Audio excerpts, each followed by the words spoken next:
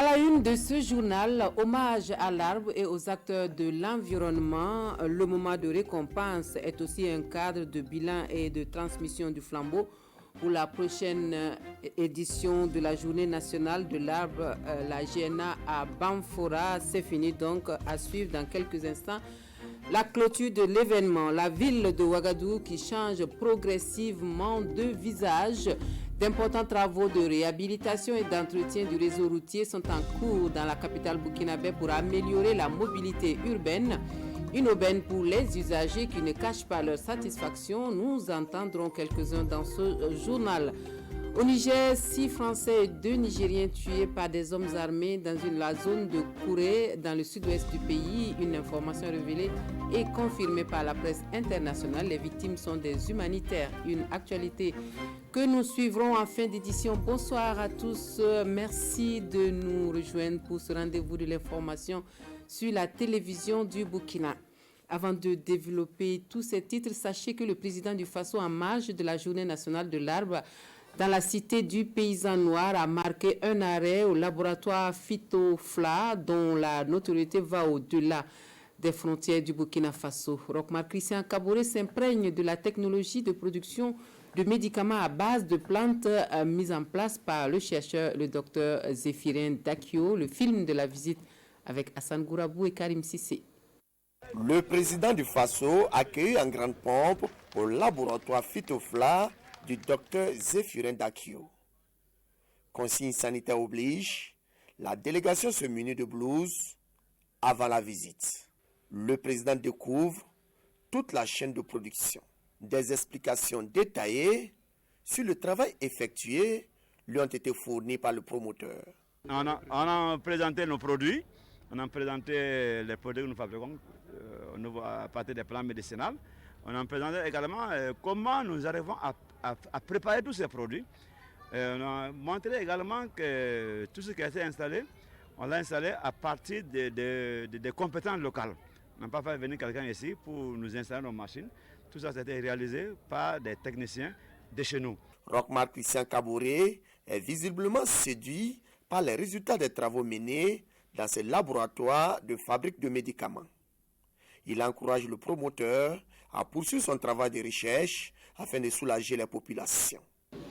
Je pense que c'est pour saluer l'action du docteur Dakio qui depuis des années a mis en place donc cette technologie pour, à partir des plantes médicinales, faire des médicaments pour les Burkinabés.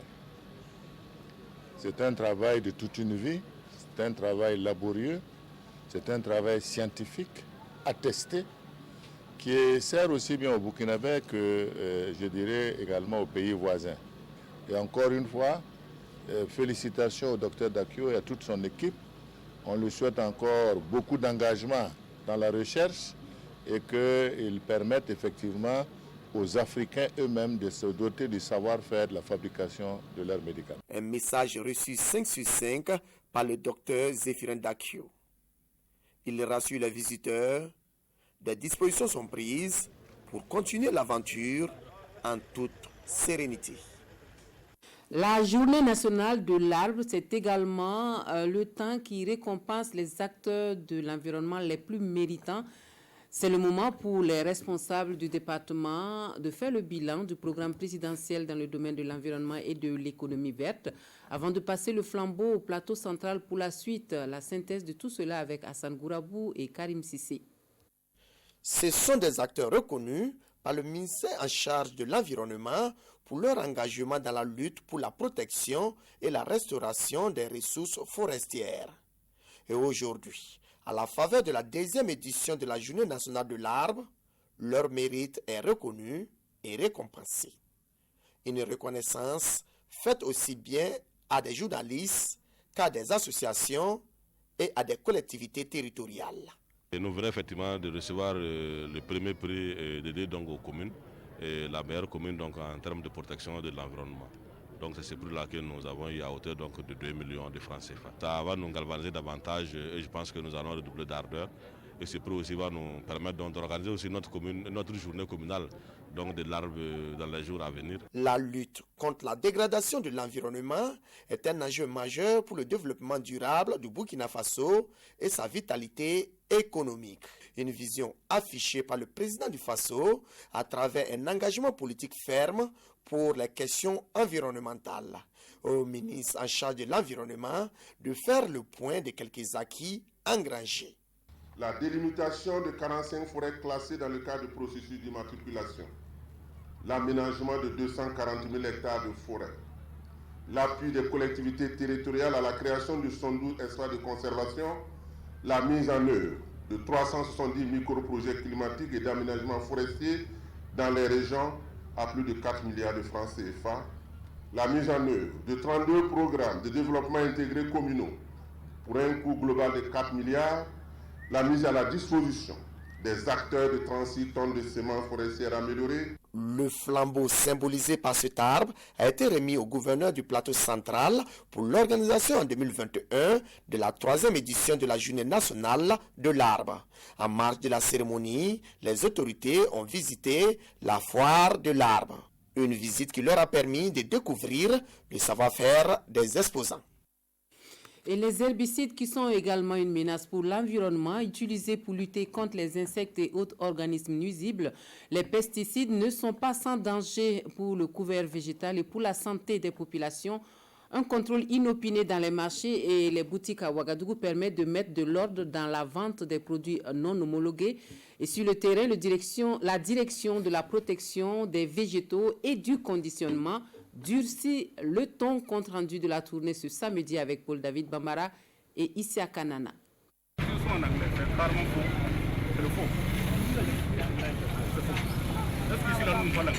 Contrôle inopiné des pesticides ce samedi matin aux alentours du grand marché de Ouagadougou sous le regard des forces de défense et de sécurité. La direction de la protection des végétaux et du conditionnement du ministère de l'Agriculture est en croisade contre ces produits non homologués et Salif Guiro est le premier à se faire prendre. Je vais vous donner un papier. Si vous voulez bien vendre les produits, vous venez dans notre service. Comment vous trouvez l'action de ce gars-là ce matin-là? Un silence qui tranche d'avec Ibrahim Kafando qui dispose, lui, d'un agrément qui l'autorise à exercer. Homologués ou non, ces produits ne doivent pas être vendus au hasard, mais beaucoup de personnes ignorent cela. Elles ne voient que le profit, mais en toute chose, il faut connaître les règles de son activité. Une autorisation que Issa Kassanouidi a travaillé à avoir, lui qui a vu sa boutique de vente de pesticides scellée courant juin 2019. On s'est rendu compte que les produits non homologués aussi, c'est très dangereux pour la santé. Donc, on a décidé donc de se mettre à jour. Puis, ce qui s'est passé l'année passée, en tout cas, ça nous a donné beaucoup de conseils. Voilà, donc cette année, on s'est mis à jour. C'est très bien. Et au-delà de ce contrôle pour s'assurer de la qualité de ces pesticides, cette sortie, selon l'équipe de la direction de la protection des végétaux et du conditionnement, se veut également une invite aux acteurs à se conformer à la réglementation en vigueur. Tout ce qui est recherché également, c'est que les acteurs sentent que ces produits ne doivent pas être vendus n'importe comment, parce que les pesticides, qu'ils soient à usage agricole ou qu'ils soient à usage domestique, sont des produits dangereux. Au niveau des pays du Sud, il y a un comité sahélien de pesticides basé au Mali qui est chargé d'homologuer tout ce qui est pesticide à vendre dans notre secteur, dans tous ces pays. Une fois que c'est un autre pays qui ne suit pas la réglementation des pays de l'espace, nous on considère que le produit n'est pas un bon produit. Car cela nous tienne, la porosité des frontières n'aide pas à la lutte contre la prolifération de ces produits indésirables. Impuissance ou négligence, ces pesticides dangereux pour la santé humaine et l'environnement entrent frauduleusement sur le territoire burkinabé. Ce qui nous conduit aux nouvelles de la campagne agricole avec la situation dans le centre-sud. La région affiche une prévision de plus de 300 000 tonnes de céréales, dont 14% de riz pour la présente campagne. Une campagne dont le visage varie selon les provinces, mais elle est globalement jugée satisfaisante, comme nous le confirme Césaire Carrefour et Sébastien Zongo. Après une pluie matinale, Dame Tiendre Béougo est à la tâche avec sa fille pour l'épandage de la fumure minérale dans une parcelle du champ familial au village de Kiébin, dans la commune de Guiba. Nous sommes en train de rattraper le retard dans l'épandage de la fumure dû au retard de pluie. Ici, c'est de l'arachide et nous allons poursuivre plus loin avec le niébé et d'autres spéculations. Dans le même village, Lassane Gigma produit plusieurs céréales. Il est dans son périmètre risicole pour une supervision dans ce bas-fond de 8 hectares qu'il exploite avec d'autres producteurs.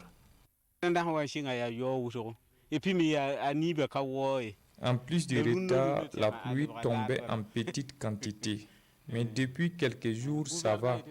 Avec l'initiative du gouvernement, nous avons mis l'accent sur la production de riz et on espère une bonne suite de saison. Les spécialistes de l'agriculture partagent le même optimisme en se fondant sur une pluviométrie excédentaire de façon générale en comparaison avec la même période de l'an dernier. La campagne est jugée bonne aux Zunweugo avec des céréales au niveau talage et montaison. Situation jugée également bonne dans la province du Naouri avec le coton et les céréales au stade de talage et d'épiaison. Au Bazega, les céréales sont au stade de levée et début de talage, un retard dû à une absence de pluie de plus de 2 semaines qui a occasionné plusieurs ressemis. Et ces ressemis-là vraiment ont occasionné un retard dans le déroulement de la campagne. Mais avec les pluies de ces derniers temps, on peut rattraper le retard accusé au niveau de cette province. Donc bonne dans 2 provinces, assez bonne dans une province. Donc on peut dire que d'une manière générale, à la date d'aujourd'hui, la campagne se présente bien. Pour cette campagne agricole 2020-2021, l'objectif de production de la région du Centre-Sud est de 311 700 tonnes de céréales, dont 14% de riz. Et puis cette interrogation, quel avenir pour le bassin versant du Cou? La réponse viendra de cette étude en préparation pour recenser les problèmes de ce bassin qui est important pour la vie socio-économique et culturelle de toute la région des Hauts-Bassins. Les techniciens sont réunis autour du sujet à Bobo-Dioulasso. Précision avec Karim Sissi. Les activités anthropiques pèsent négativement sur le bassin versant du Cou. Un poids d'une dizaine d'années qui affecte son potentiel. Et pour sauver les meubles, des acteurs échangent sur une stratégie opérationnelle de protection et de gestion des ressources en eau de ce poumon écologique de la région. C'est une ressource importante pour la région des Hauts-Bassins, et particulièrement la ville de Bobo. Nous avons ensemble essayé de voir les insuffisances et les possibilités de faire en sorte que cette ressource-là soit pérenne. Dans la perspective de mieux responsabiliser les différents acteurs qui exploitent l'eau de ce bassin, les comités locaux de l'eau ont vu le jour. Des comités qui malheureusement demeurent méconnus, d'où la formulation de quelques recommandations. Il y a un certain nombre de difficultés qui ont été posées par rapport à la concertation, par rapport au manque de moyens, par rapport certainement au positionnement des riverains sur le sous-bassin. Je peux vous dire, au niveau institutionnel gouvernance, il faut une meilleure organisation, qui est des hommes, des femmes qui vont savoir quand même qu'ils appartiennent à un bassin. La mobilisation, la sensibilisation de tous les usagers. Ces recommandations devraient en principe permettre de rectifier le tir pour plus de visibilité des comités locaux de l'eau. Toute chose qui favoriserait une gestion durable des ressources en eau du bassin du Cou. Elles apparaissent dès les premières pluies et elles n'ont aucune chance de disparaître, pas avant la saison sèche en tout cas. Elles, ce sont les flaques d'eau dans les ruelles de certains quartiers de Ouagadougou, des eaux stagnantes, source de prolifération de moustiques et autres insectes et source de nuisances. La bonne nouvelle, c'est que certains riverains consentent souvent à jouer leur part dans la gestion de ces flaques d'eau en entendant la main secourable des autorités. Le constat est fait pour nous par Kwalene Bié et Christine Koulibaly. Bienvenue à Nemné, un quartier en plein cœur de la capitale burkinabé. Et en cette période de pluie, l'un des faits marquants quand on parcourt les rues ici, ce sont les eaux stagnantes. Il y en a partout ou presque et jusque devant les domiciles. Et c'est ainsi toute la saison des pluies. L'eau stagne, elle pourrit et elle sent très mauvais. Cela nous dérange beaucoup. L'eau peut y rester pendant une semaine. Même constat ici à Nyoksin, un quartier voisin. Une situation aussi vieille que l'existence de ces quartiers est souvent aggravée par des comportements inciviques. Dans les différents coups, quand ils finissent de laver et les plats, les habits, ils sortent, ils déversent l'eau dans les 6 mètres. L'État n'a qu'à beau faire racler tout, dès qu'on jette de l'eau, ça creuse des trous et l'eau stagne. Il y en a qui n'ont même pas de force technique pour les douches, ils se lavent et puis l'eau coule directement sur l'eau.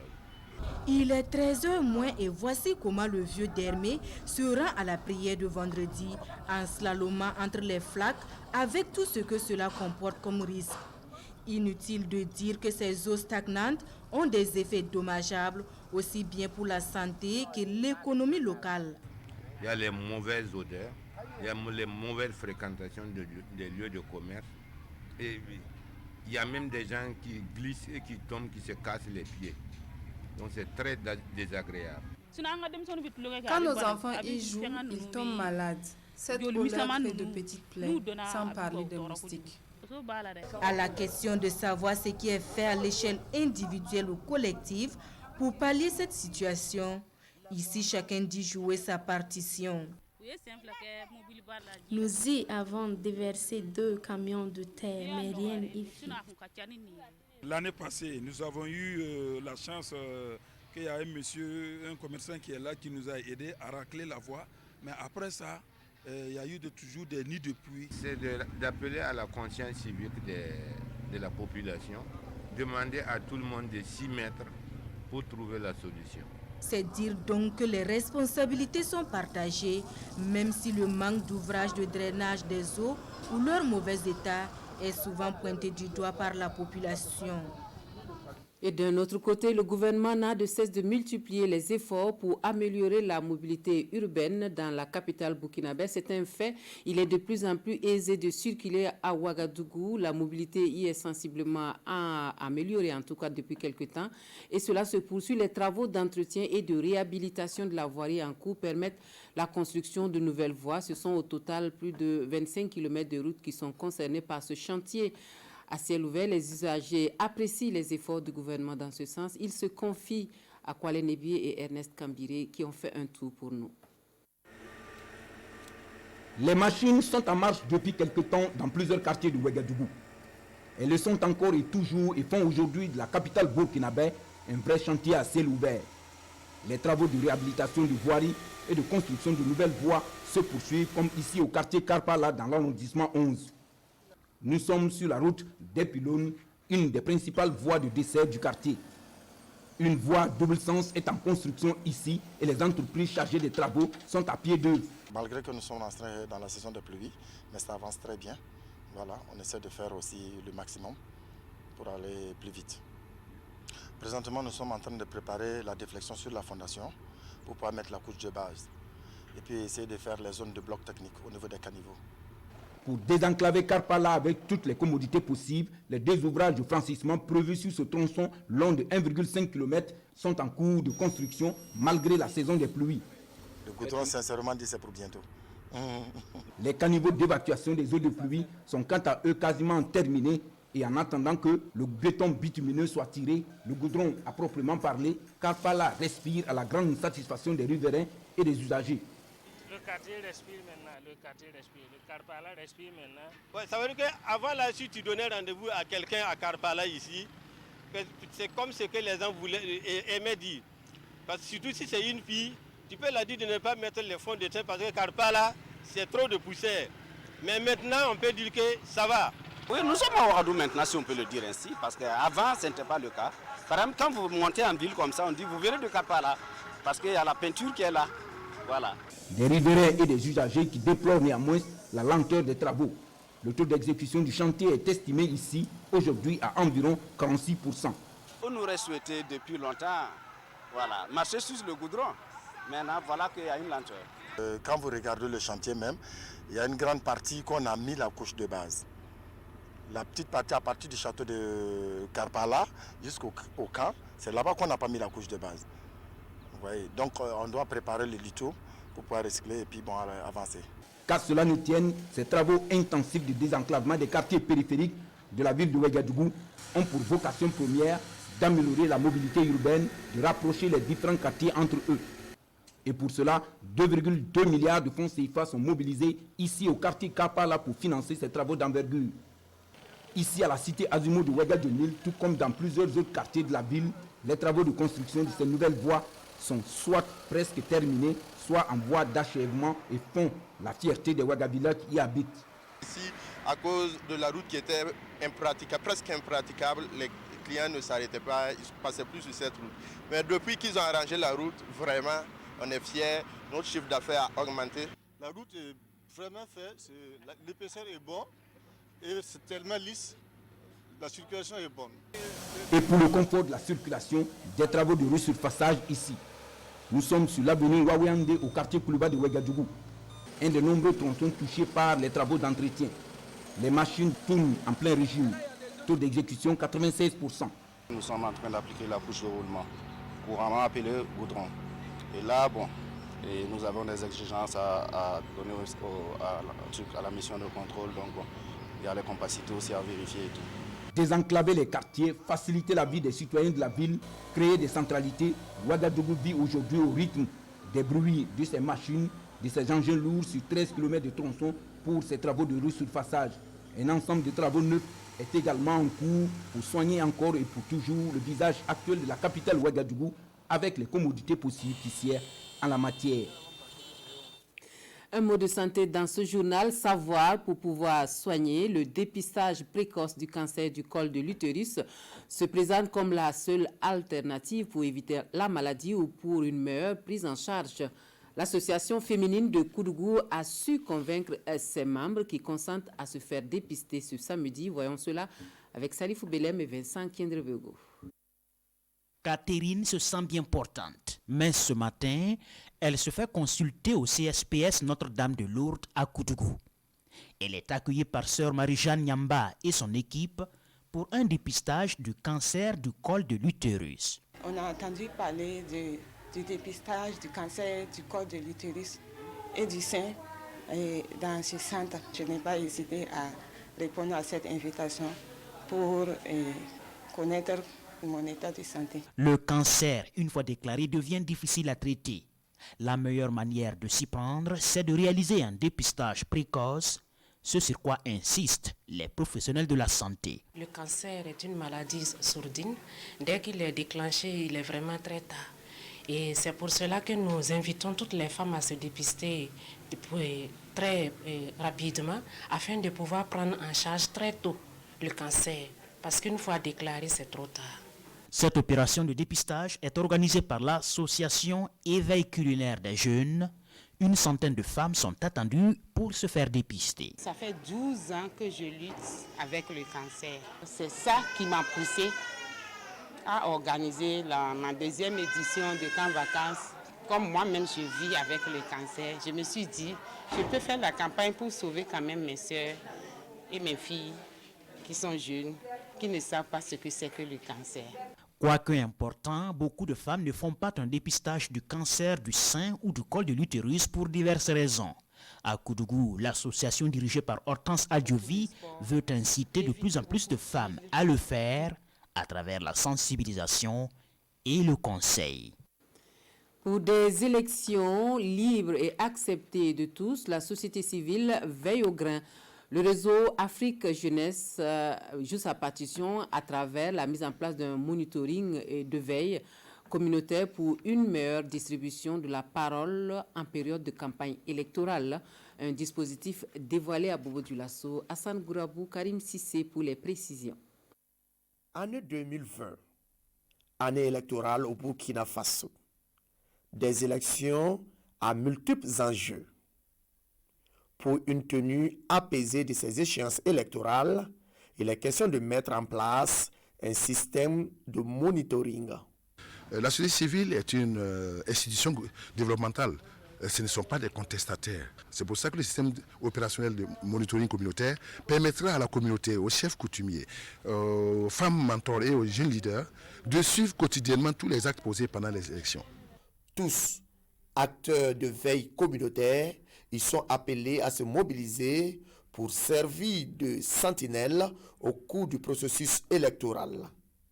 Et de la compréhension du rôle de chacun dépendra la réussite de leur mission. Et comme on l'a dit, tout ne peut pas se régler par la justice.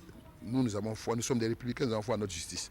Et nous disons, tous les petits problèmes qui arrivent, parfois c'est mieux géré en bas, sous l'arbre à palabre, sous l'angle de la parenté à plaisanterie, sous l'angle également de l'autorité et de la chefferie. La médiation communautaire sera privilégiée pour les chefs coutumiers et les femmes mentors qui vont être formées vont spécialement orienter leur action vers les femmes qui, à 51% de la population, votent beaucoup. Mais on souhaitait qu'elles votent utile. Le réseau Afrique Jeunesse entend déployer 6 000 observateurs sur le terrain pour les élections à venir. Les 30 participants venus des régions du sud-ouest et des hauts bassins serviront de relais dans leur localité. Une formation qui peut sauver des vies, la gestion des engins explosifs improvisés, les gestes de premier secours enseignés aux forces de défense et de sécurité à Kaya. La formation est initiée et mise en œuvre par le département des opérations de paix des Nations Unies sous le contrôle du ministère de la Sécurité. Martin Ouedraogo, Jacques Ouedraogo. Les techniques de gestion d'incidents liés aux engins explosifs improvisés enseignées aux forces de défense et de sécurité. Le Centre-Nord est l'une des régions les plus touchées par l'insécurité. L'utilisation des explosifs par les terroristes est donc récurrente dans cette partie du Burkina, d'où la nécessité de renforcer les capacités des hommes de tenue en matière de gestion d'incidents liés aux engins explosifs improvisés. Le Canada s'est dit en collaboration avec les Nations Unies et à la demande du Burkina Faso de financer une formation liée aux engins explosifs improvisés pour savoir comment les détecter, comment les enlever, etc. pour protéger mieux la population Burkina Faso. Après 5 jours de formation, les participants se disent aptes à intervenir en cas d'explosion. Les différents modules dispensés ont été bien assimilés par les forces de défense et de sécurité du Centre-Nord.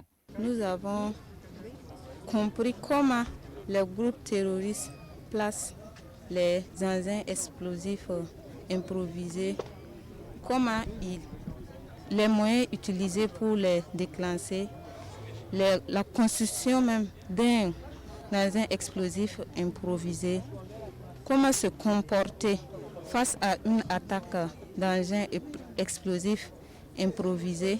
Le département en charge de la sécurité s'est réjoui d'une telle initiative dans le cadre de la lutte contre le terrorisme au Burkina Faso. Remercions très sincèrement l'ambassadrice qui a pour cœur de faire en sorte que notre pays ait la paix. Les participants ont demandé à ce que la formation se poursuive et que même elle fasse partie des modules enseignés au niveau des écoles de formation.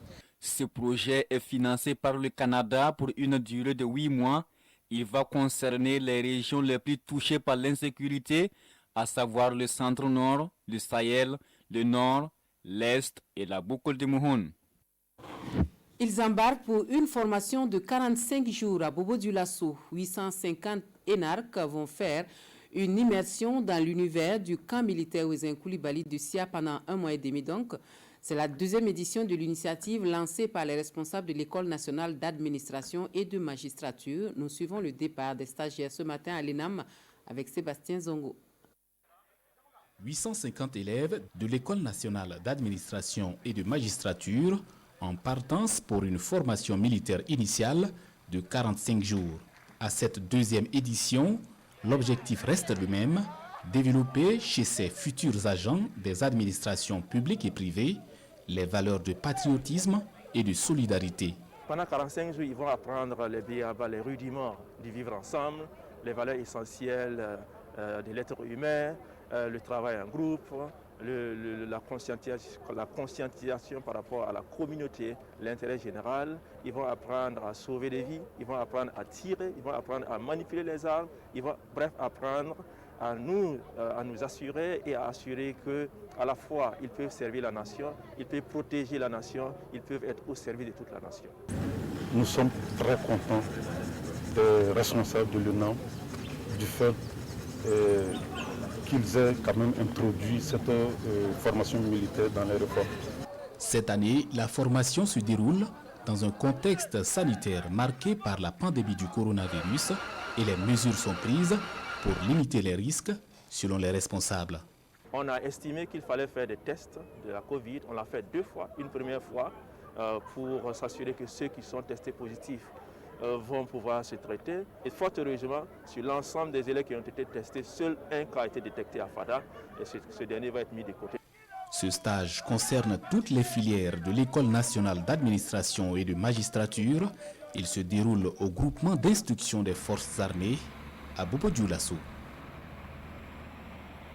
L'artiste musicien Prince Zoé-Taba qui signe son retour sur la scène avec un 6e album intitulé Zodo. L'œuvre est présentée au public jeudi dernier par le biais d'un concert dédicace suivi pour nous par Alidou Badini, Vincent Kendrevego pour la complicité.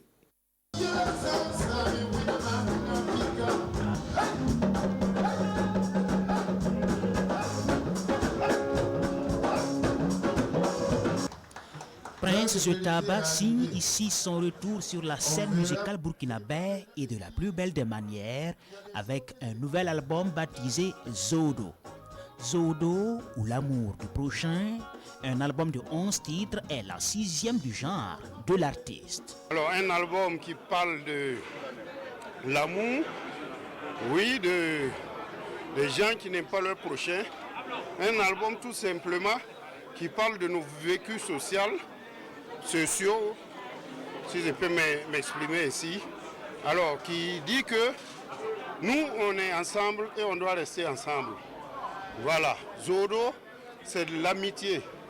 Sans amitié, on n'irait nulle part. On n'a qu'à rester amis, telles que soient nos divergences. L'album est apprécié par ses collègues artistes et autres hommes de culture, ainsi que les fans venus découvrir la nouvelle œuvre. Je les félicite et puis l'album a été vraiment de qualité. Voilà, ça a été enregistré, une partie a été enregistrée en live et je lui tire le chapeau. Je peux que prier pour lui et que le bon Dieu vraiment met la main sur cet album et surtout demander à tous les médias burkinabés, vous les hommes du média, vraiment de soutenir cet album-là pour que ça ne passe pas inaperçu. Quand on écoute, c'est vraiment du get go. Voilà, on le connaît un peu dans ce style-là.